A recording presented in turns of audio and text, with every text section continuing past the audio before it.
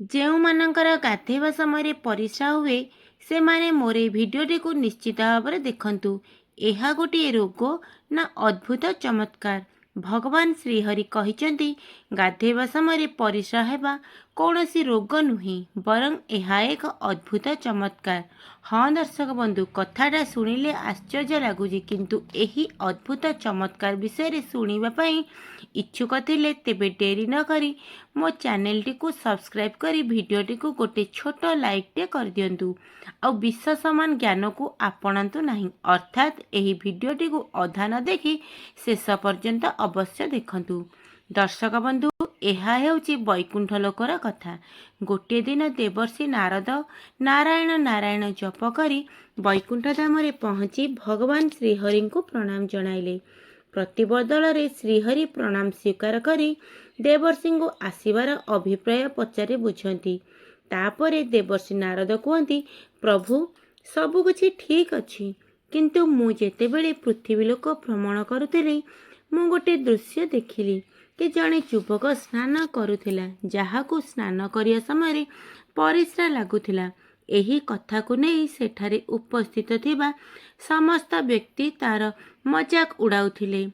ତେଣୁ ହେ ପ୍ରଭୁ, ସେହି ଦୃଶ୍ୟ ଦେଖି ମୋ ମନରେ ଗୋଟେ ପ୍ରଶ୍ନ ଉଙ୍କି ମାରୁଛି କି ସ୍ନାନ କରିବା ସମୟରେ ପରିସ୍ରା କାହିଁକି ଲାଗେ? ଏହାର ରହସ୍ୟ କ'ଣ? ନା ଏହା କୌଣସି ଭୟଙ୍କର ରୋଗକୁ ଆମନ୍ତ୍ରଣ କରିଥାଏ? ଆଗକୁ ଦେବର୍ଷି ନାରଦ କହିଲେ, ହେ ପ୍ରଭୁ, ଆପଣ ଏହି ପ୍ରଶ୍ନର ଉତ୍ତର ଦେଇ ମୋ ମନର ଜିଜ୍ଞାସାକୁ ଶାନ୍ତ କରିବାର କୃପା କରନ୍ତୁ। ତାପରେ ଭଗବାନ ବିଷ୍ଣୁ କହିଲେ, ହେ ଦେବର୍ଷି, ତୁମେ ସମଗ୍ର ମାନବ ଜାତି କଲ୍ୟାଣ ପାଇଁ ଉଚିତ ପ୍ରଶ୍ନ ପଚାରିଛ। ଏହି ପ୍ରଶ୍ନର ଉତ୍ତର ମୁଁ ଏକ ଅଦ୍ଭୁତ କଥା ମାଧ୍ୟମରେ ଦେବି। ଯେଉଁ ବ୍ୟକ୍ତି ଏହି କଥାକୁ ସମ୍ପୂର୍ଣ୍ଣ ଶ୍ରବଣ କରିବ ତାର କଲ୍ୟାଣ ହେବ, ଏବଂ ଯେଉଁ ବ୍ୟକ୍ତି ଅଧା ଅଧୁରା ଶୁଣିବ ତାକୁ ପାପ ଲାଗିବ। ତାପରେ ଦେବର୍ଷି ନାରଦ କହିଲେ, ହେ ପ୍ରଭୁ, ମୁଁ ଏହି କଥାକୁ ସମ୍ପୂର୍ଣ୍ଣ ଧ୍ୟାନର ସହ ଶୁଣିବି ଓ ତିନି ଲୋକରେ ଏହି କଥାକୁ ପ୍ରଚାର ଓ ପ୍ରସାର ମଧ୍ୟ କରିବି। ତେଣୁ ଆପଣ ଏହି ଜଗତ କଲ୍ୟାଣ କଥା ଶୁଣାନ୍ତୁ। ତାପରେ ଭଗବାନ ବିଷ୍ଣୁ କହିଲେ, ହେ ଦେବର୍ଷି, ତୁମେ କେବେ ଅନୁମାନ କରିଛ ଯେମିତି ହିଁ ଲୋକମାନେ ସ୍ନାନ କରିବାକୁ ଯାଆନ୍ତି ସେତେବେଳେ କାହିଁକି ପରିସ୍ରାର ଚାପ ବଢ଼ି ଯାଇଥାଏ ଏବଂ ଏମିତି ବି ହୁଏ ଯେମିତି ଏତେ ପର୍ଯ୍ୟନ୍ତ କିଛି ବି ନଥିଲା, କିନ୍ତୁ ଶରୀରରେ ପାଣି ପଡ଼ୁ ପଡ଼ୁ ପରିସ୍ରାର ଇଚ୍ଛା ଜାଗ୍ରତ ହୁଏ? କ'ଣ ଏହା କେବଳ ଗୋଟିଏ ସଂଯୋଗ, ନା ଏହା ପଛରେ କିଛି ଗୂଢ଼ ରହସ୍ୟ ଲୁଚି ରହିଛି? ଆଗକୁ ଭଗବାନ ବିଷ୍ଣୁ କହିଲେ, ହେ ଦେବର୍ଷି ନାରଦ, ଲୋକମାନଙ୍କ ଜୀବନରେ କିଛି ନା କିଛି ଘଟଣା ଏମିତି ଘଟିଥାଏ। ଛୋଟ ଛୋଟ ଘଟଣା ପଛରେ କିଛି ବଡ଼ କାରଣ ଲୁଚି ରହିଛି। କିନ୍ତୁ ଏତେ ପ୍ରଶ୍ନ ଉଠେ, ଗାଧେଇବା ସମୟରେ ପରିସ୍ରା କାହିଁକି ଆସିଥାଏ? କ'ଣ ଏହା ଶରୀରର କୌଣସି ଦୁର୍ବଳତା? କ'ଣ ଏହା କୌଣସି ରୋଗର ସଂକେତ? ନା ଏହା ମସ୍ତିଷ୍କ ଓ ଶରୀର ମଧ୍ୟରେ ଗଭୀର ସମ୍ପର୍କ ଆଡ଼କୁ ଇସାରା କରିଥାଏ? ବାସ୍ ବୁଝିଯାଆନ୍ତୁ, ଯଦି ଏହା ଶରୀରର ସାମାନ୍ୟ କାର୍ଯ୍ୟ ତେବେ କେହି ବି ଏତେ ଗଭୀରତାକୁ ଅନୁଭବ କରିପାରନ୍ତେ? ଭଗବାନ କୁହନ୍ତି, ସ୍ନାନ କେବଳ ସଫାସୁତୁରାର ମାମଲା ନୁହେଁ, ବରଂ ସ୍ନାନ ଏକ ଏମିତି ପ୍ରକ୍ରିୟା ଯେଉଁଥିରେ ଶରୀର, ମସ୍ତିଷ୍କ ଏବଂ ମନୁଷ୍ୟର ପୁରା ଚେତନା ଯୋଡ଼ି ହୋଇ ରହି ଜଳ, ଯାହାକୁ ସବୁଠାରୁ ପବିତ୍ର ତତ୍ତ୍ୱ ବୋଲି ମନାଯାଇଛି, ଯାହା କେବଳ ଲୋକମାନଙ୍କ ଶରୀରକୁ ଧୋଇ ହୋଇନଥାଏ, ବରଂ ଏହା ଶରୀର ଭିତରେ ଥିବା ଥକା, ଚିନ୍ତା, ଚାପକୁ ସଫା କରିଥାଏ। ଏବଂ ଯେତେବେଳେ ଲୋକଙ୍କର ଶରୀର ହାଲକା ହୋଇଥାଏ ଏହି ଚାପ ପରିସ୍ରା ରୂପରେ ବାହାରକୁ ବାହାରିଥାଏ। କିନ୍ତୁ ଏହା ଗୋଟିଏ ସାମାନ୍ୟ କଥା ଅଟେ। ଏହାର ପ୍ରକୃତ କାରଣ ବହୁତ ଗଭୀର ଅଟେ। କାହିଁକି ନା ଲୋକମାନଙ୍କ ଶରୀରରେ ସମସ୍ତ ପ୍ରକାର ଅନୁଭବ ମନରେ ହୋଇଥାଏ ଏବଂ ମନର ସବୁ ଅନୁଭୂତି ଶରୀରକୁ ଓହ୍ଲାଇଥାଏ। ଏହା କେବଳ ଏକ ଜୈବିକ ପ୍ରକ୍ରିୟା, ବରଂ ଲୋକମାନଙ୍କ ଶରୀର ଓ ମନ ମଧ୍ୟରେ ଏକ ବାର୍ତ୍ତାଳାପ ଅଟେ। ଭଗବାନ ବିଷ୍ଣୁ କୁହନ୍ତି, ହେ ଦେବର୍ଷି, ଏବେ ବୁଝନ୍ତୁ, ଯେତେବେଳେ ଜଳ ମନୁଷ୍ୟଙ୍କ ଶରୀରକୁ ଛୁଇଁଥାଏ ତେବେ କ'ଣ ହୋଇଥାଏ? ଏହା ମନୁଷ୍ୟଙ୍କର ତ୍ୱଚା ଓ ଲୋମ କ୍ଷେତ୍ରରେ ହଲଚଲ କରିଦେଇଥାଏ। ତନ୍ତ୍ରର ତନ୍ତ୍ର ସକ୍ରିୟ ହୋଇଥାଏ। ଥଣ୍ଡା କିମ୍ବା ଗରମ ପାଣି ମନୁଷ୍ୟକୁ କହିଥାଏ କି ଶରୀରରୁ କିଛି ନିଷ୍କାସନ ହେବାର ଆବଶ୍ୟକତା ଅଛି। ଏହାର ପ୍ରଥମ ପ୍ରକ୍ରିୟା ପରିସ୍ରା କରିବା ଦ୍ୱାରା ଅଟେ। ଯଦି ଏହା କୌଣସି ମୂତ୍ରାଶୟର ପ୍ରକ୍ରିୟା, ତେବେ ସ୍ନାନ କରିବା ପୂର୍ବରୁ କାହିଁକି ହୋଇନଥାଏ? ଏବଂ ପାଣି ପଡ଼ିବା ଦ୍ୱାରା ଏହା କାହିଁକି ଅଚାନକ ହୋଇଥାଏ? ଯେତେବେଳେ ମନୁଷ୍ୟ ସ୍ନାନ କରିବା ଆରମ୍ଭ କରିଦିଏ ଠିକ୍ ସେତେବେଳେ ଶରୀର ଆରାମ ସ୍ଥିତି ଆଡ଼କୁ ଚାଲି ଯାଇଥାଏ ଏବଂ ଯେତେବେଳେ ଶରୀର ଆରାମ କରିଥାଏ ଏହା ସିଧାସଳଖ ପରିସ୍ରା ଉପରେ ଚାପ ପକାଇଥାଏ। ଏହା କେତେବେଳେ ଗଭୀର ନିଶ୍ୱାସ ଦ୍ୱାରା ଏବଂ କେତେବେଳେ ଥକାପଣ ଦ୍ୱାରା ଅନୁଭବ ହୋଇଥାଏ। ମନୁଷ୍ୟ ଯେତେବେଳେ ପର୍ଯ୍ୟନ୍ତ ଚାପରେ ରହିଥାଏ, ଯେତେବେଳେ ଯାଏ ସେ ନିଜକୁ ଛାଡ଼ିବା ଶିଖିନଥାଏ, ସ୍ନାନ କରିବା, ପାଣିରେ ବୁଡ଼ିବା ଏହିସବୁ କାମ ଏଥିପାଇଁ ଭଲ ଲାଗିଥାଏ। କାହିଁକି ନା ଲୋକମାନେ ଭିତରର ବୋଝକୁ ହଟାଇ ଦେଇଥାନ୍ତି। ଗରମ ଦିନେ ଲୋକମାନେ ଥଣ୍ଡା ପାଣିରେ ସ୍ନାନ କରିବା ପାଇଁ ବସନ୍ତି। ସେତେବେଳେ ପାଣିର ପ୍ରଥମ ଛିଟା ପୁରା ଶରୀରକୁ ଝଟକା ଦେଇଥାଏ।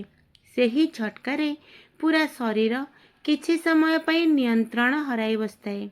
ଦେବର୍ଷି ନାରଦ କୁହନ୍ତି, ହେ ପ୍ରଭୁ, କ'ଣ ଏହା ସମସ୍ତଙ୍କ ସହିତ ହୋଇଥାଏ?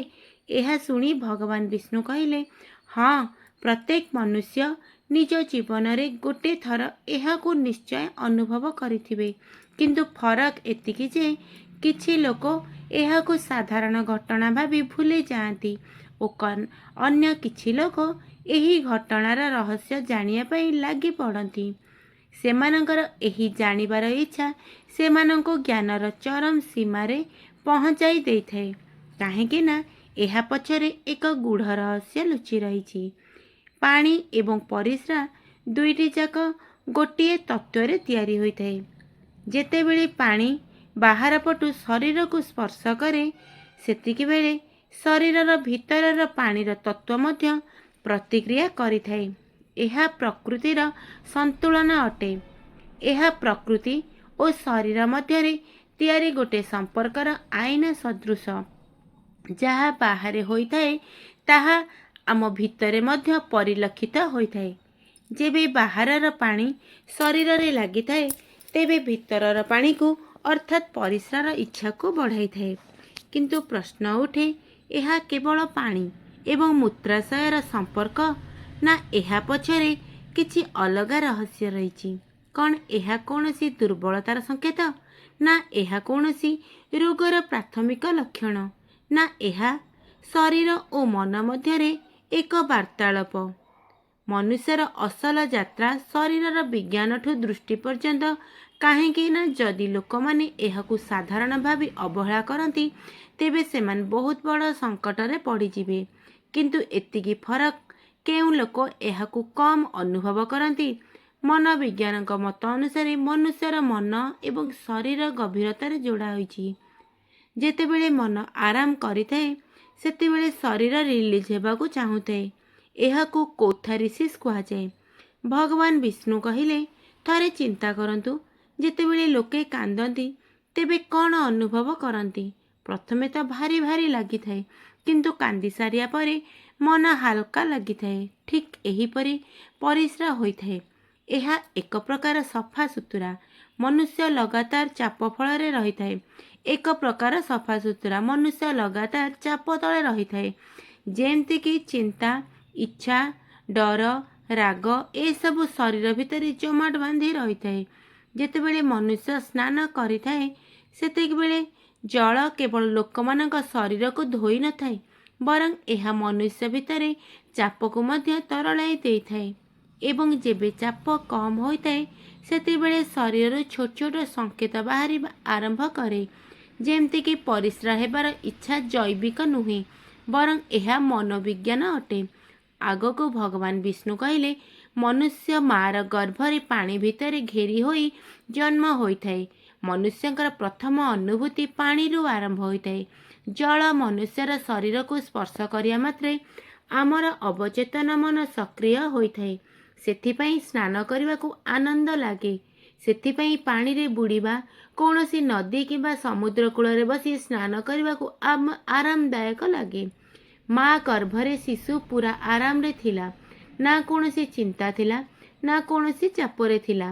ପାଣିର ଆଢ଼ୁଆଳରେ ଥିବାରୁ ସେ ପୁରା ଖୁସିରେ ଥିଲା। କିନ୍ତୁ ପ୍ରଶ୍ନ ଉଠେ, ସ୍ନାନ କରିବା ସମୟରେ ପରିସ୍ରା ହେବାର ଇଚ୍ଛା ଏକ ସାଧାରଣ ରିଫ୍ଲେକ୍ସ, ନା କୌଣସି ରୋଗର ସଂକେତ? ବିଜ୍ଞାନ କହିଥାଏ ଯଦି ଏହା ବହୁତ ଥର ହୋଇଥାଏ ଏବଂ ଏହାକୁ ନିୟନ୍ତ୍ରଣ କରିବା ସମ୍ଭବ ହୋଇନଥାଏ ତେବେ ଏହା କୌଣସି ମେଡ଼ିକାଲ କଣ୍ଡିସନର ସଂକେତ ହୋଇଥାଏ। କିନ୍ତୁ ଯଦି ଏହା କେବେ କେବେ ହୋଇଥାଏ ତେବେ ଏହା ସାଧାରଣ ଅଟେ। କିନ୍ତୁ ପ୍ରକୃତ ପ୍ରଶ୍ନ ହେଉଛି କ'ଣ ଆପଣ ଏହାକୁ କେବଳ ସାଧାରଣ ଭାବେ ଅତିଦେଖା କରୁଛନ୍ତି କି? ସମସ୍ତ ପ୍ରକାର ଘଟଣା ଜୈବିକ ହୋଇନଥାଏ କିନ୍ତୁ କିଛି କିଛି ଆଧ୍ୟାତ୍ମିକ ମଧ୍ୟ ହୋଇଥାଏ। ପରିସ୍ରା, ହସ, ଲୁହ ଏହିସବୁ କାର୍ଯ୍ୟକଳାପ ଛୋଟ ଛୋଟ ହୋଇଥିଲେ ମଧ୍ୟ ଏହା ପଛରେ ବଡ଼ କାରଣ ଲୁଚି ରହିଛି।